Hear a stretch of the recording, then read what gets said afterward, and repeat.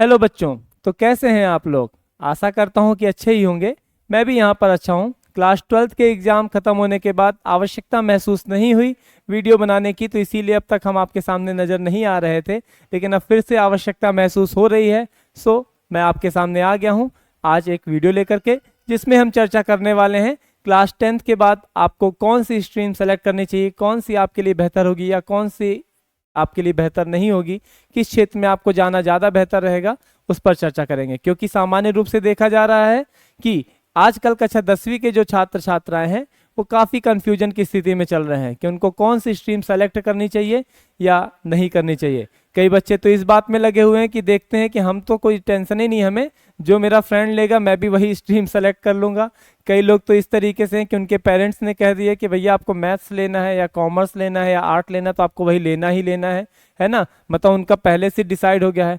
कई लोग तो इस तरीके में सोचने में लगे हुए हैं कि हो गया परसेंटेज के बेस पे देखा जाएगा, अगर ज़्यादा परसेंटेज आएंगे तो मैथ या बायो की तरफ चल देंगे, एवरेज रहेंगे तो कॉमर्स या आर्ट ले लेंगे। लेकिन ऐसा नहीं है ना। आपको इस आधार पे, यानी कि ना तो अपने पेरेंट्स के दबाव में आकर के सेलेक्ट करना है सब्जेक्ट, ना तो आपको किसी फ्रेंड के आधार पर सेलेक्ट करना है, और ना ही आप लोगों को अपने परसेंटेज बेस पे सब्जेक्ट सेलेक्ट करना है। क्योंकि किसी भी क्षेत्र में अगर आप जाना चाहें तो सब्जेक्ट कोई भी कठिन या कोई भी सब्जेक्ट सरल नहीं होता है। सब्जेक्ट को सरल या कठिन बनाता है आपका डेडिकेशन, आपकी कंसिस्टेंसी, कि आप कितना समय आप उस सब्जेक्ट को दे रहे हैं। उसके आधार पे ये तय होता है कि सब्जेक्ट कौन सा आपके लिए सरल है, कौन सा कठिन है। अगर आप समय नहीं देंगे, स्वाभाविक सी बात है, सरल चीजें भी आपको कठिन महसूस होंगी। तो इसलिए सब्जेक्ट कोई भी सरल या कठिन नहीं होता, मेहनत आपको सभी में करनी पड़ेगी अगर आपको अपना अच्छा करियर बनाना है तो। ठीक है ना। तो चलिए हम आगे बढ़ते हैं। तो सबसे पहले बात करूंगा मैं आपसे कि अगर हम 10th के बाद देखें तो 3 प्रकार की स्ट्रीम्स हमको मिलती है। पहली मिलती है आपको साइंस स्ट्रीम, दूसरी मिलती है कॉमर्स स्ट्रीम, और तीसरी मिलती है आर्ट एंड ह्यूमैनिटीज की। ठीक है ना। अगर साइंस स्ट्रीम, अगर आप मेडिकल क्षेत्र में आगे जाना चाहते हैं या टेक्निकल क्षेत्र में आगे जाना चाहते हैं या डिफेंस के क्षेत्र में आगे जाना चाहते हैं तो बिल्कुल आप साइंस स्ट्रीम लेकर के आगे बढ़ सकते हैं। वहीं अगर आप बिजनेस या फाइनेंस या बैंकिंग के क्षेत्र में आप आगे बढ़ना चाहते हैं तो बिल्कुल आप कॉमर्स सब्जेक्ट सेलेक्ट कर सकते हैं। वहीं अगर आपके अंदर क्रिएटिविटी ज़्यादा है ना, और हिस्ट्री, सोशोलॉजी, जियोग्राफी, है ना, इन सब सब्जेक्ट में अगर आपकी रुचि है तो ऐसी कंडीशन में आप आर्ट एंड ह्यूमैनिटीज की तरफ आगे बढ़ सकते हैं। तो चलिए हम एक एक करके तीनों सब्जेक्ट के बारे में बात कर लेते हैं। सबसे पहले बात करेंगे साइंस स्ट्रीम की। साइंस स्ट्रीम को सामान्य रूप से 3 भागों में डिवाइड किया गया है, पीसीएम, पीसीबी और पीसीएमबी। पीसीएम मतलब फिजिक्स, केमिस्ट्री और मैथ सब्जेक्ट आपको मिलेंगे। हिंदी इंग्लिश तो रहते ही हैं, लेकिन मेन सब्जेक्ट जो आपके तो फिजिक्स, केमिस्ट्री और मैथ रहेंगे, जिसमें आप इंजीनियरिंग, आर्किटेक्चर और डाटा साइंस, एविएशन और डिफेंस, इन सब क्षेत्रों में अपना करियर बना सकते हैं। वहीं अगर आप मेडिकल लाइन में अपना करियर बनाना चाहते हैं तो पीसीबी यानी फिजिक्स, केमिस्ट्री और बायो सब्जेक्ट लेकर के भी आप आगे बढ़ सकते हैं। लेकिन अगर आप सोच रहे हैं कि यार मैं तो ये भी बनना चाहता हूँ, मैं ये भी बनना चाहता हूँ, अभी मैं कंफ्यूज्ड हूँ, हाँ, लेकिन चुनना मेरे को साइंस ही स्ट्रीम है, मेरी रुचि जो है साइंस स्ट्रीम की तरफ ही है, लेकिन अब मैं यहाँ पर कंफ्यूज हो रहा हूँ कि फिजिक्स, केमिस्ट्री और मैथ लेकर के आगे बढ़ूँ कि बायो लेकर के आगे बढ़ूँ, तो आपके पास पीसीएमबी का ऑप्शन भी रहता है, जहाँ पर आपको मैथ या बायो में से किसी एक को एडिशनल सब्जेक्ट के रूप में सेलेक्ट करना पड़ता है। ठीक है। आगे बढ़ते हैं कॉमर्स सब्जेक्ट की तरफ। तो कॉमर्स की अगर बात करें तो कॉमर्स में आप 11th-12th में तो कॉमर्स लें, हाँ, यहाँ पर आप एडिशनल में मैथ सब्जेक्ट भी ले सकते हैं, क्योंकि आगे कई सारे ऑप्शन आपके पास ऐसे भी आते हैं जहाँ पर कॉमर्स के तीनों सब्जेक्ट मतलब कि अकाउंटेंसी, इकोनॉमिक्स और बिजनेस स्टडीज के साथ साथ मैथ्स की आवश्यकता भी पड़ती है, तो आप मैथ सब्जेक्ट एडिशनल के तौर पे सेलेक्ट कर सकते हैं। बाकी यहाँ पर आप चार्टर्ड अकाउंटेंट के रूप में अपना करियर बना सकते हैं, है ना, कंपनी सेक्रेटरी के रूप में बना सकते हैं, सीएमए यानी सीए, सीएस, सीएमए, ये 3 मुख्य धाराएं होती हैं यहाँ पर। इसके साथ ही आप अगर आगे बढ़ना चाहते हैं बिजनेस या मैनेजमेंट के रूप में तो आप बीबीए और एमबीए करके भी आप आगे बढ़ सकते हैं। आईआईएम का एग्जाम भी दे सकते हैं और उसके आधार पे आप इन स्ट्रीम्स को सेलेक्ट कर सकते हैं। ठीक ना। साथ में आप बैंकिंग और इकोनॉमिक्स के रूप में, इकोनॉमिक्स के क्षेत्र में अगर आप आगे बढ़ना चाहें तो भी आप कॉमर्स सब्जेक्ट ले करके या कॉमर्स स्ट्रीम सेलेक्ट करके आप आगे बढ़ सकते हैं। चलिए बात करते हैं आर्ट एंड ह्यूमैनिटीज की। तो यहाँ पर आप लोग के लिए सबसे देश के सबसे बड़े एग्जाम यानी IAS IPS यानी UPSC का एग्जाम जो होता है उसकी बात मैं कर रहा हूं कि इन एग्जामों को दे करके आप IAS IPS IFS इन सब जॉब में आप अपना करियर बना सकते हैं। साथ में LLB भी कर सकते हैं। अगर आपको ये ज़्यादा बड़ा लग रहा है तो ऐसी कंडीशन में आप मीडिया और डिजाइनिंग के तौर पे भी आप आगे बढ़ सकते हैं और अपना करियर बना सकते हैं, जिसमें जर्नलिज्म, मास कम्युनिकेशंस, है ना, और इसके अलावा डिजाइन और परफॉर्मिंग, इन सब क्षेत्रों में आप आगे बढ़ सकते हैं।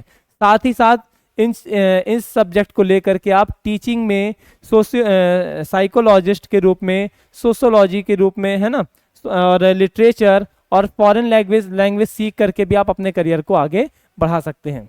हाँ, चलिए अब सबसे मुख्य बात कर लेते हैं जो मैंने सबसे स्टार्टिंग में बताई थी कि सब्जेक्ट सेलेक्ट करने से पहले हमको मुख्य रूप से 3-4 बातों की तरफ ध्यान देना पड़ता है। सबसे पहले तो इंटरेस्ट एंड पैशन की बात बता दें। आप ये देखिए कि आपका इंटरेस्ट किस सब्जेक्ट की ओर है और आप में किस तरीके की स्किल्स हैं, है ना, उसके आधार पर आप आगे बढ़िए। ठीक ना। सबसे पहले तो आप ये, है ना, इंटरेस्ट क्या होता है, जब किसी कार्य को करने में हमारी रुचि रहती है तो हम दुगनी ताकत के साथ उस काम को करते हैं। और जो हमारे ऊपर जबरदस्ती उड़ेल दिया जाता है, अगर कहें तो, है ना, कि जबरदस्ती आपको कोई सब्जेक्ट दिला दिया गया, उसमें आपकी रुचि नहीं है, या कोई काम आपको जबरदस्ती कराया जा रहा है, आपकी रुचि नहीं है, तो ऐसी कंडीशन में हम उसमें अपना 50% भी नहीं दे पाते हैं। तो इसलिए आपको बता रहा हूं कि अपने इंटरेस्ट के आधार पर ही सब्जेक्ट का सिलेक्शन कीजिए। ठीक है ना।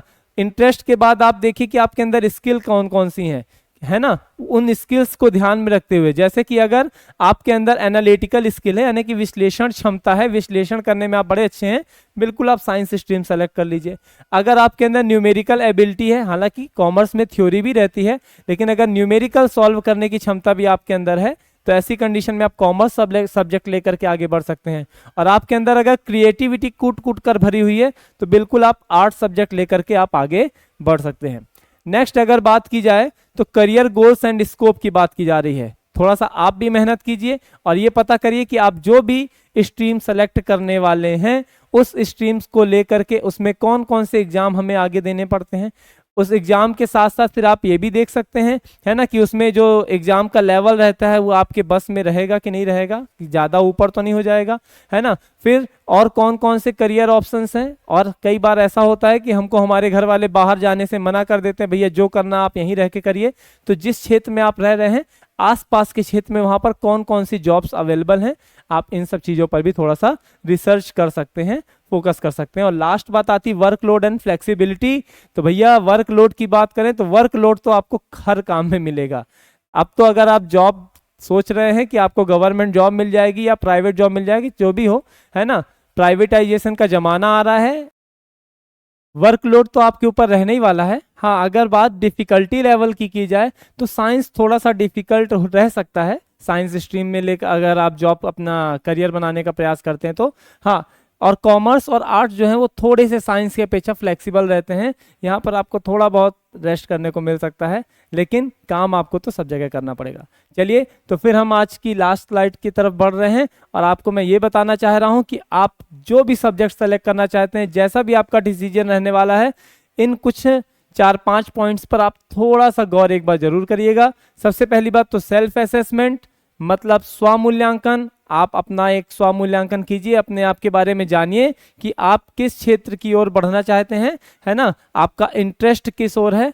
दूसरी बात अगर मैं बताऊं, रिसर्च करियर्स, यानी कि आप जो भी स्ट्रीम लेकर के आगे बढ़ना चाहते हैं, चेक करिए उसमें भाई, जांच कीजिए कि कौन कौन से क्षेत्रों में आपको जॉब मिलेगी।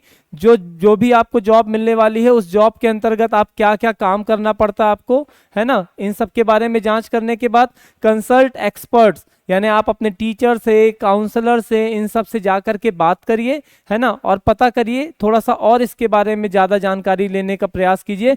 मान लीजिए कि आपको कॉमर्स सब्जेक्ट सेलेक्ट करना है तो कॉमर्स में और कितनी फील्ड्स हैं, हमने तो समरी के तौर पर आपको मात्र बताया है इतने छोटे से वीडियो में, लेकिन अगर आप इसमें से कोई भी ऑप्शन सेलेक्ट कर रहे हैं, साइंस स्ट्रीम सेलेक्ट कर रहे हैं या कॉमर्स या आर्ट्स, तो उसमें उसके बारे में जो एक पूरा वीडियो बना हुआ आपको मिल जाता है तो ठीक है, नहीं तो आप हमारे कमेंट सेक्शन में आप कमेंट करिए तो हम बताएंगे उसमें आपको तो उसका वीडियो लेकर के भी हम आ जाएंगे, जिसमें आपको मान लीजिए कि अगर आर्ट है तो आर्ट के संबंध में पूरी जानकारी, या कॉमर्स या साइंस के संबंध में पूरी जानकारी आपके सामने लेकर के आएंगे। तो बस वही मैं भी आपसे कहना चाह रहा हूँ कि एक्सपर्ट से थोड़ा सा आप बात करिए।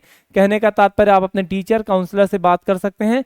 लास्ट बात आपको, लास्ट नहीं second last, consider electives. Consider elective का तात्पर्य यह है कि मान लीजिए आपने साइंस स्ट्रीम चुन ली है, फिजिक्स केमिस्ट्री मैथ आपने चुना है, इसके अलावा आपकी रुचि अगर किसी अदर सब्जेक्ट में है तो भी आप एडिशनल के तौर पर आप उन सब्जेक्ट को भी सेलेक्ट करके अपनी पढ़ाई जारी रख सकते हैं।